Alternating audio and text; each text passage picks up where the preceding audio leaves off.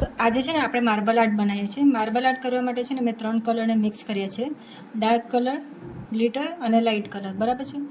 એ તમે તમારી રીતના પેલું ચોઈસ કરી શકો છો કલરની, કે તમારે કયો કલર લેવો છે. પછી એને ડોટિંગ ટૂલથી કે બ્રશની મદદથી આવી રીતે વેવ બનાવી દેવાના છે, એટલે તમે એનું એપ્લિકેશન સરખું કરી શકો. બરાબર.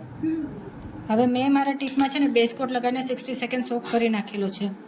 પછી શું કરવાનું છે, આપણે ફેન બ્રશ લીધું છે, ફેન બ્રશના રીતના સ્પ્રેડ કરવાનું છે અને એને ક્રોસમાં ઉચકવાનું છે.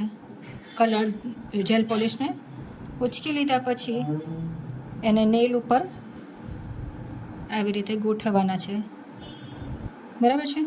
જો મારો હાથ કેટલો સોફ્ટ આવે છે. ઉચક્યું, ફેધર ટચ આપ્યો નેલને અને સ્પ્રેડ. પછી આ બાજુ મારે કલર છે એટલે હું એને આ બાજુથી એને સ્પ્રેડ કરીશ. બરાબર.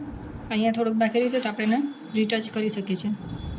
ઉચકવાનું એને આવી રીતે જ છે અને એને હું અહીંયા આવી રીતે સ્પ્રેડ કરીશ.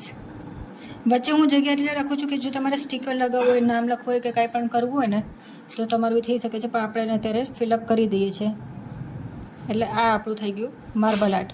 માર્બલ આર્ટમાં બ્લોસમ જેલ લગાવવાની જરૂર નથી, ખાલી બેઝ કોટ કરીને એને આપણે આવી રીતે અપ્લાય કરી દેવાનું છે.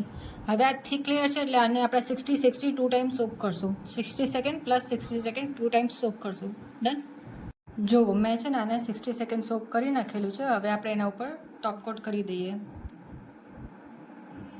ટોપકોટ પ્રેક્ટિસ ટાઈમે તમે કોઈ પણ લઈ શકો છો. સાદો ટોપકોટ લેશો ને તો બી ચાલશે, અને જ્યારે ક્લાયન્ટ ઉપર કરો ને ત્યારે હેવી માઇલનો ટોપકોટ યુઝ કરવાનો.